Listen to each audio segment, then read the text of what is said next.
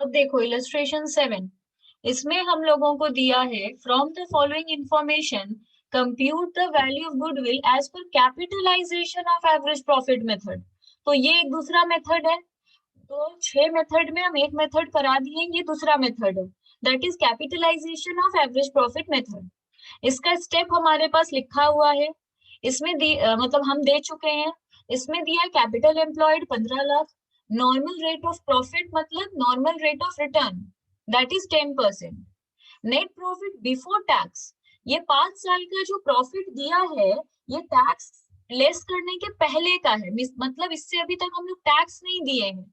तो हम लोगों को टैक्स देने के बाद जो प्रॉफिट बचता है उससे सम करना है। तो इससे पहले टैक्स लेस करेंगे, ये बन जाएगा प्रॉफिट आफ्टर टैक्स। ये अभी है प्रॉफिट बिफोर टैक्स, जिससे अभी तक टैक्स नहीं पे की हम लोग गवर्नमेंट को, इससे अब पहले टैक्स पे कर देंगे 30%, तो बन जाएगा प्रॉफिट आफ्टर टैक्स। उसके बाद ये गलती तो है ही, तो ये प्रॉफिट तो सही नहीं है, ये तो सही करना ही है। और भी क्या दिया है देखो, non trading income 10,000। Non trading income क्या होता है, देखो दो तरीके का इनकम होता है, एक ट्रेडिंग इनकम, एक नॉन ट्रेडिंग इनकम। जो ट्रेडिंग इनकम होता है उससे वो होता है डे टू डे वाला।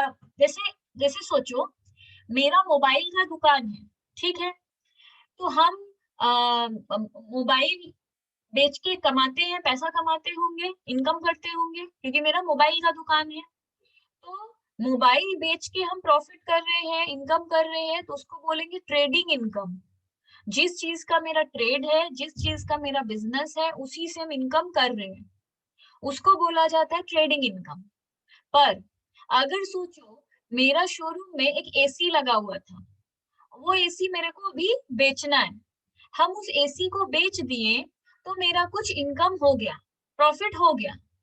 तो मेरा दुकान है मोबाइल का, मेरा बिजनेस है मोबाइल का, पर हम एसी बेच दिए क्योंकि सब मतलब पुराना हो जाता है तो हम लोग बेच देते हैं, उस सेंस में बेचे थे और मेरे को प्रॉफिट हो गया। तो this income is non trading income, क्योंकि मेरे ट्रेड से नहीं हुआ है, ये मेरा ऐसे ही हो गया है, तो this is non trading income. इसको बिजनेस का प्रॉफिट में ऐड नहीं किया जाता है, पर इसमें नीचे दिया है मतलब हम लोग ऐड कर दिए होंगे, तो ये गलती है। तो इसको ठीक करने के लिए हम लोग नॉन ट्रेडिंग इनकम को लेस कर देंगे। बट प्रॉब्लम तुम लोग को ये लगेगा कि मैम कौन से ईयर से लेस करें, उस समय तो हर बात ईयर बोल के डेट बोल के लिख दिया था, इसमें तो मैम नहीं लिख रहा है, तो हम लोग क्या करेंगे, तब हम बोलेंगे अगर स्पेशली डेट नहीं दिया है तो हम लोग एवरेज प्रॉफिट से ये काम करेंगे। अगर हम लोग को डेट नहीं देगा तो पहले जो प्रॉफिट दिया हुआ है, जो रॉन्ग प्रॉफिट ही दिया हुआ है, इसका पहले एवरेज कर लेंगे और एवरेज से लेस या ऐड जो करना है करेंगे, क्योंकि स्पेशली ईयर मेंशन नहीं कर रहा है। लिखो इलस्ट्रेशन 7।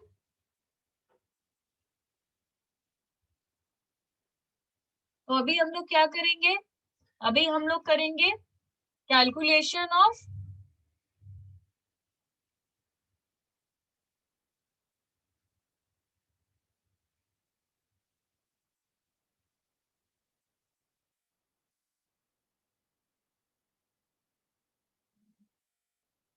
हम लोग को प्रॉफिट निकालना है, प्रॉफिट आफ्टर टैक्स, ठीक है। तो पर्टिकुलर्स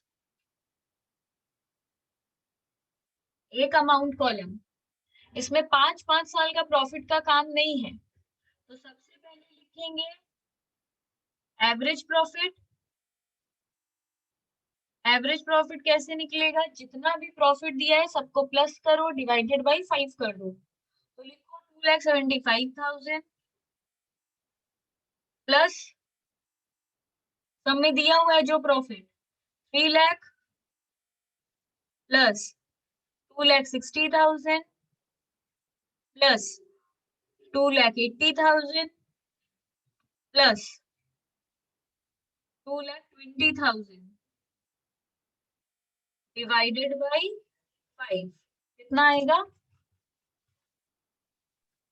मैम 26,700,000। 26,700। ये हम लोगों का आ गया एवरेज प्रॉफिट। इससे नॉन ट्रेडिंग इनकम हटा देंगे, क्योंकि नॉन ट्रेडिंग इनकम हम लोग का बिजनेस का इनकम नहीं है, वो ऐसे ही एक दिन हो गया है, तो वो इनकम को कंसिडर नहीं करेंगे। तो लिखेंगे नॉन ट्रेडिंग इनकम, और वो हम लोगों का कितना था, वो हम लोगों का था 10,000। अब देखो आगे, डिबेंचर इंटरेस्ट, उसको लेके क्या बोल रहा है, फिर बोल रहा है debenture interest 20,000 on an average included in PL. देखो डिबेंचर इंटरेस्ट हम लोग आ, देते हैं, ठीक है, डिबेंचर पे इंटरेस्ट हमेशा हम लोग देते हैं, क्योंकि हम लोग कंपनी है, हम लोग इंटरेस्ट देते हैं। बट एक बात बता दें, इंटरेस्ट ये जो डिबेंचर पे देते हैं ना, ये पीएल में नहीं आना चाहिए।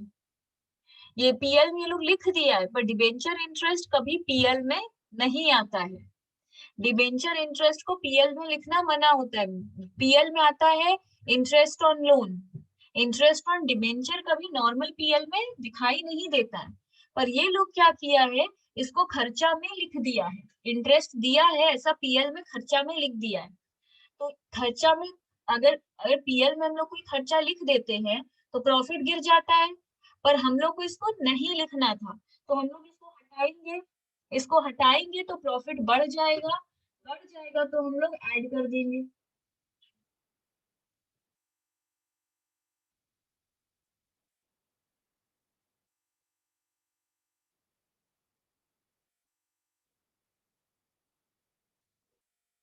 तो यही दो आइटम दिया हुआ था, और तो कुछ दिया नहीं, तो इसको सॉल्व करेंगे तो कितना आएगा, 2,77,000।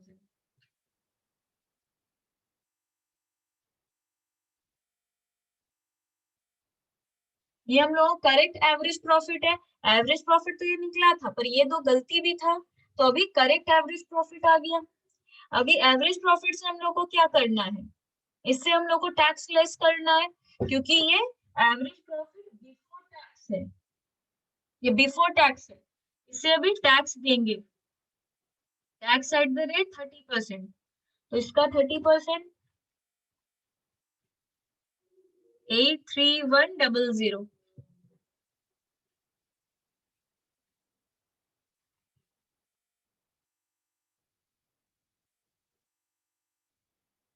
एवरेज पैट, ये हम लोग का आ गया एवरेज प्रॉफिट आफ्टर टैक्स, ठीक है। अब हम लोग को क्या करना है, अब हम लोग को बोला है capitalisation of average profit method से इसको करने। इसके बाद हम लोग निकालेंगे कैपिटलाइज्ड वैल्यू। ये सब स्टेप स्टूडेंट को याद रखना पड़ता है। Capitalised value of the firm, इसका फॉर्मूला है कैपिटल एम्प्लॉयड, नहीं, average profit divided by normal rate of return. Average profit divided by normal rate of return into 100। Average profit कितना है हम लोगों का, 193,900। नॉर्मल रेट ऑफ रिटर्न सब में दिया हुआ था, नॉर्मल रेट ऑफ रिटर्न ये 10% दिया है, तो 10 into 100 normal rate of return, normal rate of profit बोल कर दिया है। तो ये आ गया 193,900। अब हम लोग को निकालना है गुडविल। गुडविल का फॉर्मूला क्या है, इसका फॉर्मूला है capitalised value of the firm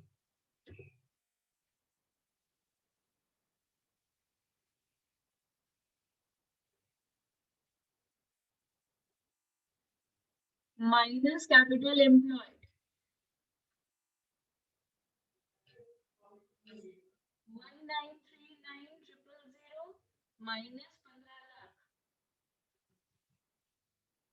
439,000 rupees. देखो इलस्ट्रेशन ए, इसमें बोल रहा है S Majumdar runs a chemist shop. His net asset on 31st March 2019 amount to 10 lakh. तो कॉपी में नोट डाउन करके रखते जाओ, नेट एसेट कितना है 10 लाख. फिर after paying the rent of 20,000 a year and the salary of 20,000 to a chemist, he earns a profit of 1,50,000.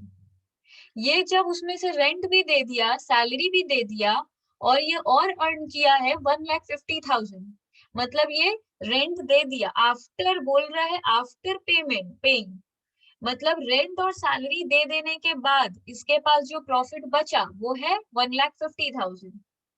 फिर बोल रहा है his landlord who happens to be an expert chemist is interested in purchasing the shop.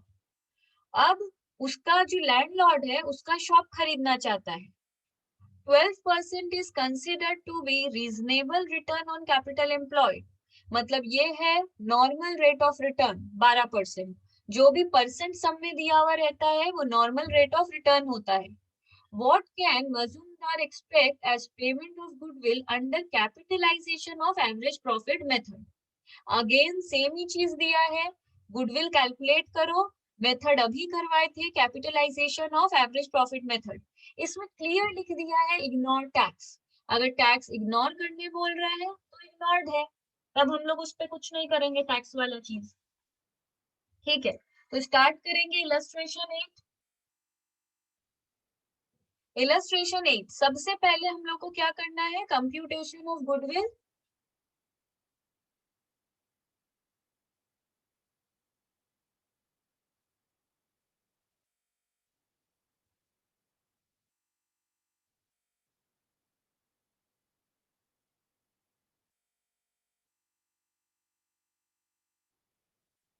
ये हम लोग लिख दिए.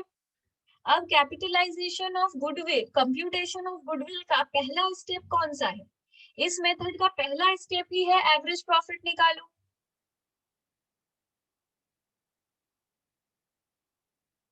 इसमें हम लोग को बोल रहा है कि हम लोग लैंडलॉर्ड को रेंट दिए थे 20,000 या जो भी, और केमिस्ट को दिए थे और हम लोग सैलरी दिए थे. ठीक है, पर अब देखो इसमें जो हम लोग का लैंडलॉर्ड है वही केमिस्ट है, मतलब वही केमिस्ट शॉप खरीदना चाहता है. क्लियरली लिखा था his landlord who be an expert chemist. मतलब हम लोग जो लैंडलॉर्ड को रेंट दिए हैं, लैंडलॉर्ड ही शॉप खरीद रहा है, और जिस केमिस्ट को हम लोग सैलरी दिए हैं केमिस्ट खुद ही वो है.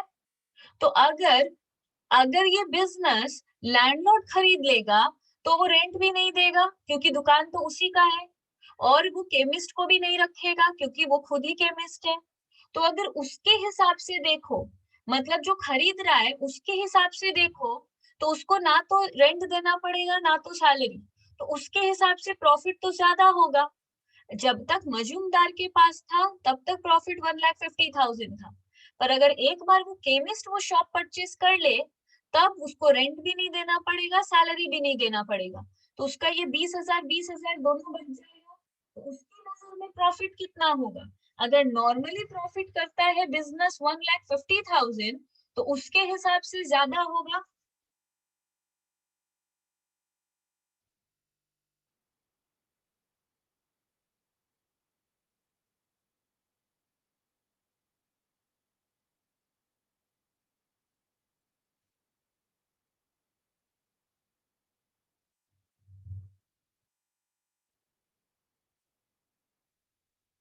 तो देखो कैपिटल एम्प्लॉयड इसका दूसरा स्टेप है, हम यहाँ बगल में लिख ले रहे हैं. कैपिटल एम्प्लॉयड को नेट एसेट्स भी कहते हैं, ये इसका दूसरा नाम है, ये याद रखो. कैपिटल एम्प्लॉयड का दूसरा नाम है नेट एसेट्स, ऐसे लिख लो याद रहेगा. और नेट एसेट्स हमने कितना दिया हुआ था 10 लाख, तो ये हम लोगों का हो गया. इसके बाद हम लोग का तीसरा स्टेप है, अभी हम ऊपर लिखवाए थे capitalised value of the firm. तो कैपिटलाइज्ड वैल्यू ऑफ फर्म, इसका हम दोबारा फॉर्मूला नहीं लिख रहे हैं, यही फॉर्मूला है, average profit divided by normal rate of return into 100. तो एवरेज प्रॉफिट हम लोग का कितना आया 1,90,000. नॉर्मल रेट ऑफ रिटर्न कितना दिया है 12. इंटू 100, इसको सॉल्व करो।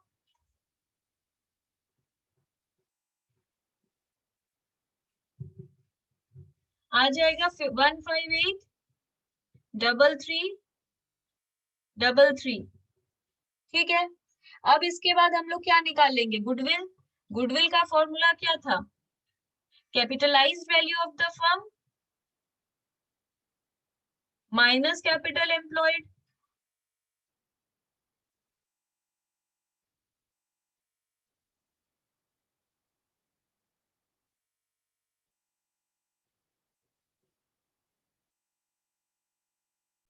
अब इलस्ट्रेशन 9 देखो, इसमें बोल रहा है from the following information given below calculate the value of goodwill by capitalisation of average operating profit. मतलब सेम जो अभी 2 बार की है, capitalisation of average profit method, वही। इसमें हम लोग को कैपिटल एंड लाइबिलिटी दे दिया है, मतलब शेयर होल्डर्स फंड दिया है 12,50,000, डिबेंचर दिया है 4,50,000, और उसके बाद profit after charging 40% income tax. अच्छा, इसमें टैक्स रेट दिया है, मतलब पहले सम में दिया था, दूसरे सम में नहीं दिया, अभी तीसरे सम में दिया है।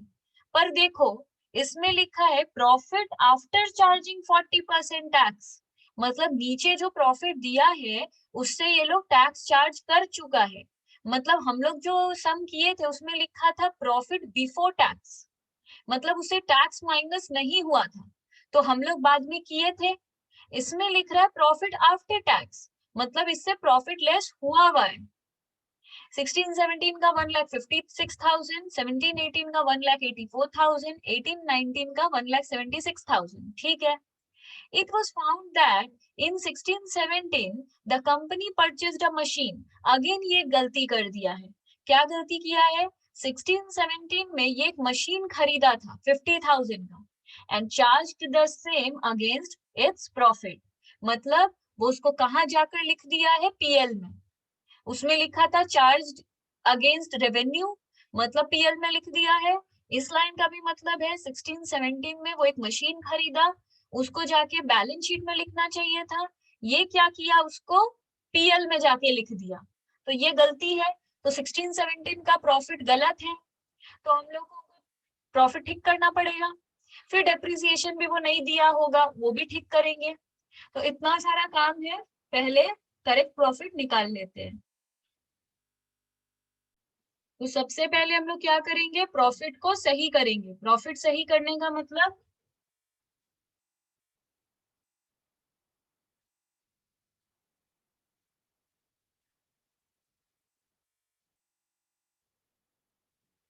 सबसे पहले हम लोग लिखेंगे कंप्यूटेशन ऑफ करेक्ट प्रॉफिट, इसमें पर्टिकुलर्स और 3 साल का प्रॉफिट।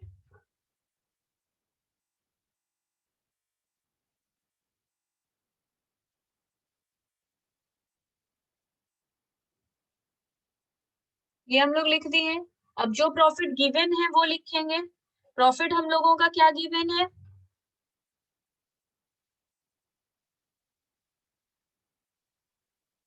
क्या प्रॉफिट गिवन है,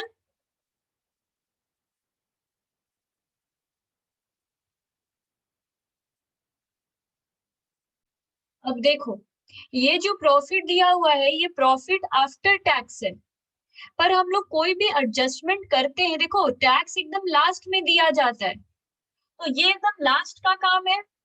पर अगर हम लोग को प्रॉफिट को रेक्टिफाई करना है तो टैक्स देने के बाद वाले प्रॉफिट से नहीं करना है, टैक्स देने के पहले वाले प्रॉफिट से करना है। मतलब ये प्रॉफिट आफ्टर टैक्स दिया हुआ है, इससे कोई एडजस्टमेंट नहीं कर सकते, कुछ भी ठीक नहीं कर सकते, रेक्टिफाई नहीं कर सकते। हम लोग को प्रॉफिट बिफोर टैक्स चाहिए। तो प्रॉफिट बिफोर टैक्स कैसे निकालेंगे, प्रॉफिट बिफोर टैक्स का हम लॉजिक समझा रहे हैं। देखो, सबसे पहले हम लोगों का पीबीटी रहता है, मतलब प्रॉफिट बिफोर टैक्स। सोचो ये 100 है, इससे हम लोग टैक्स दे दिए 40, तो हम लोग का पैट कितना बचा, 60। ये हुआ। अगर 100 रुपया प्रॉफिट करते हैं और उससे 40% टैक्स दे देते हैं, तो हम लोग का जो प्रॉफिट बचेगा वो 60 हाथ में बचेगा। तो ये जो प्रॉफिट है ये 60 है, सिर्फ इसको लेके समझाते हैं, ये फिर कितना है, 60 है। तो अगर 60 मेरा 1,56,000 है, मेरे पास ये दिया हुआ है, मेरे को इसमें जाना है, मेरे को पीबीटी चाहिए, तो मेरे को 60 दिया हुआ है, हमको 100 में जाना है, तो यूनिटरी मेथड करेंगे। यूनिटरी मेथड क्या होता है, 60 अगर 1,56,000 है,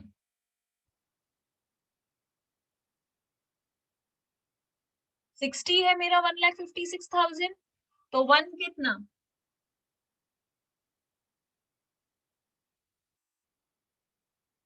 और मेरे को चाहिए कितना 100, तो 100 कितना ये,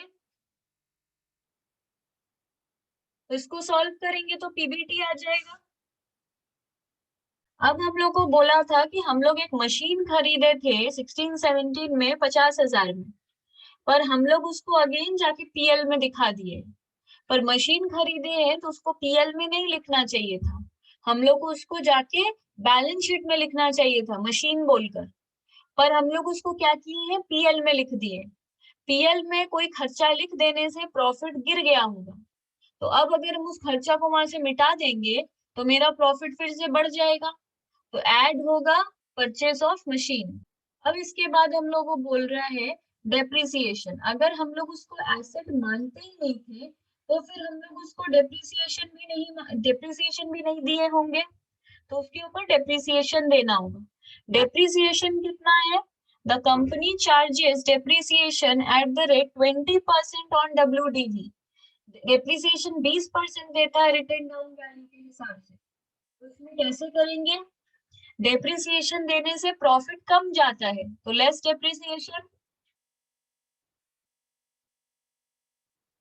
अब डेप्रिसिएशन कितना, एसेट कितने का खरीदे हैं 50,000, 50,000 का 20%,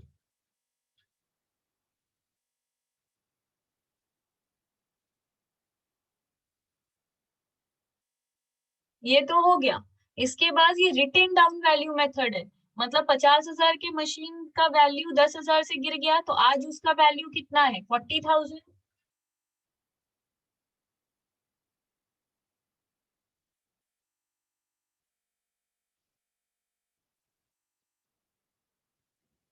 और उसके बाद उस मशीन का वैल्यू 10,000 से भी गिर गया, 8,000 से भी गिर गया, तो आज उसका वैल्यू कितना है,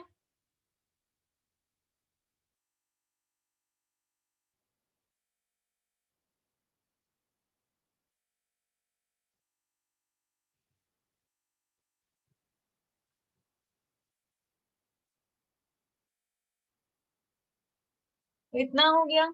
इसके बाद इसमें क्या बोल रहा है, आगे बढ़ेंगे, इसमें बोल रहा है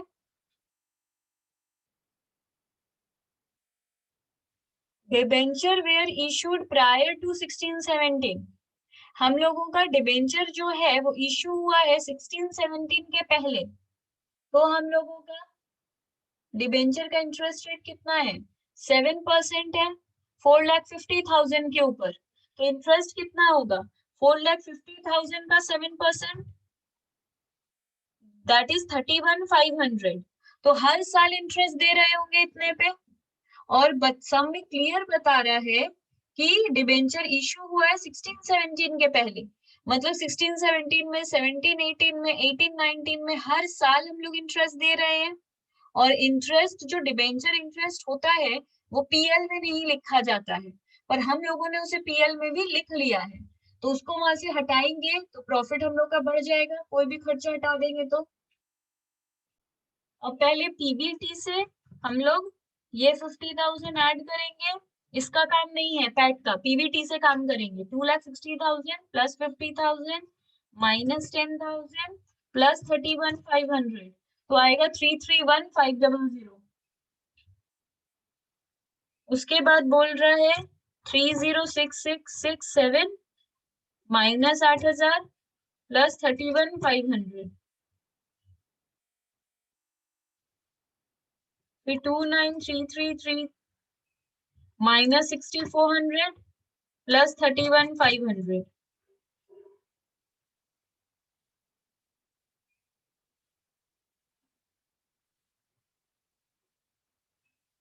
ये हम लोग का करेक्ट पीबीटी है, ये वाला रॉन्ग पीबीटी था, ये करेक्ट पीबीटी है। अब करेक्ट पीबीटी से हम लोग टैक्स पे करेंगे।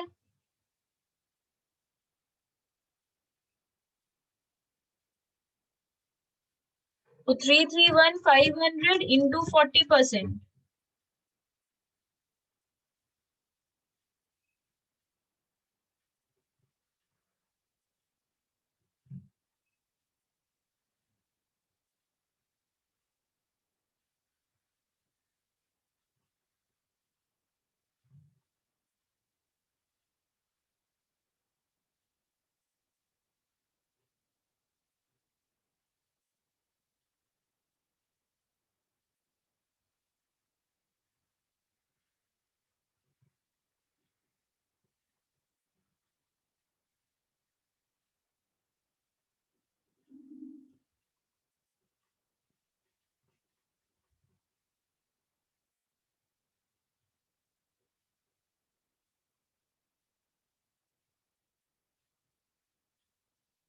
ये हम लोग का करेक्ट पैट आ गया।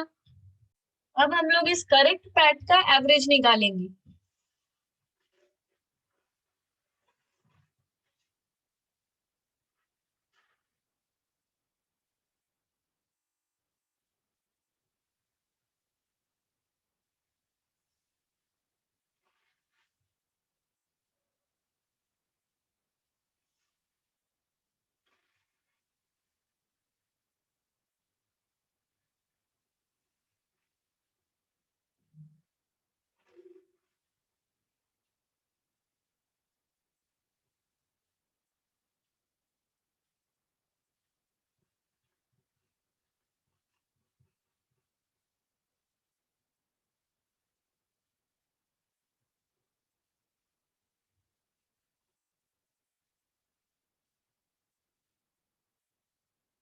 ये हम लोगों का आ गया एवरेज पैट।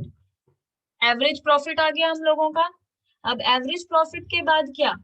एवरेज प्रॉफिट के बाद हम लोगों को काम रहता है कैपिटल एम्प्लॉयड का।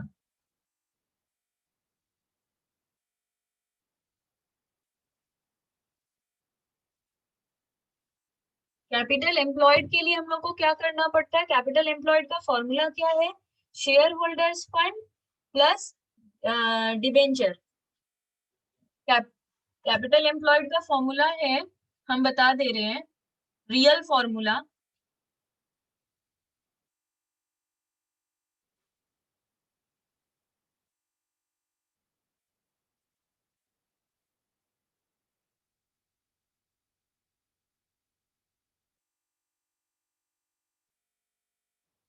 ये इसका पूरा रियल फॉर्मूला है। Share holders fund plus reserve and surplus plus debenture.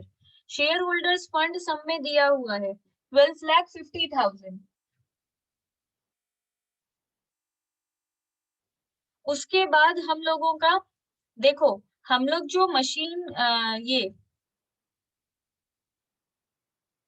हम लोग जो मशीन खरीदे थे, हम लोग मशीन कितने का खरीदे हुए थे? हम लोग मशीन खरीदे थे 50,000 का, और उसका वैल्यू कितना बार गिरा? 10,000, 8,000, 6,400, 3 बार उसका वैल्यू गिरा। तो आज उस मशीन का वैल्यू कितना होगा? बोल रहा है कि हम लोगों को यहाँ पे चाहिए share holders fund plus reserve and surplus plus debenture plus increase in, नहीं ठीक है, ये अभी मत लिखो, सिंपल रखो। शेयर होल्डर्स फंड कितना है? 12,50,000। और डिबेंचर कितना है? डिबेंचर है 4,50,000। ये हम लोग का क्या आ जाएगा? कैपिटल एम्प्लॉय 12,50,000 प्लस 4,50,000, टोटल आ जाएगा 17 लाख। अब अगर हम लोग का कोई भी एसेट इंक्रीज हुआ है तो वो यहाँ पे ऐड हो जाता है, और अगर कोई भी एसेट कम हुआ है तो यहाँ से लेस हो जाता है।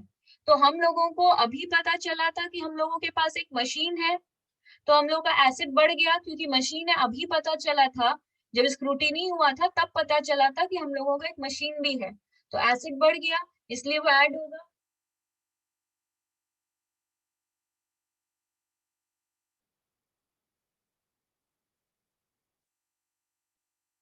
अब इंक्रीज इन एसेट ऐड तो होगा, ठीक है, पर कितना है आज एसेट का वैल्यू?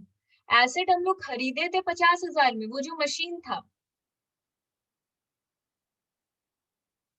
वो 3 बार डेप्रिशिएट हो गया है, हम लोग को तब पता चला। तीन मतलब हम लोग का 3 डेप्रिसिएशन हो गया है, 10,000 का, 8,000 का, 6,400 का। तो आज उसका वैल्यू कितना है? उसका तो डेप्रिसिएशन हो चुका है, 10,000 से 8,000 डेप्रिशिएट हुआ, 6,400 डेप्रिशिएट हुआ। तो आज उस मशीन का वैल्यू कितना है? 25,600।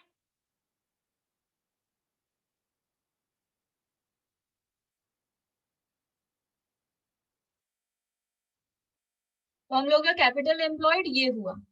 इसके बाद हम लोग को बोल रहे हैं capitalised value of the firm.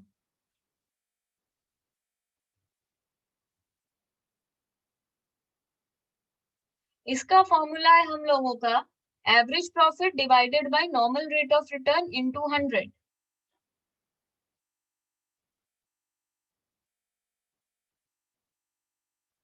Average profit हम लोगों का कितना है? 196,020। नॉर्मल रेट ऑफ रिटर्न सब में कितना दिया हुआ है?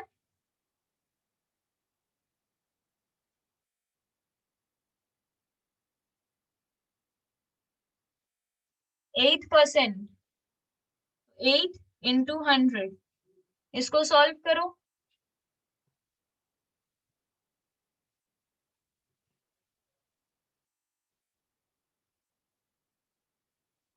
ये हम लोग का आ गया capitalised value of the firm.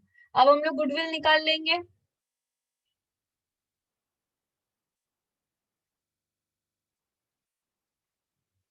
Capitalised value minus capital employed.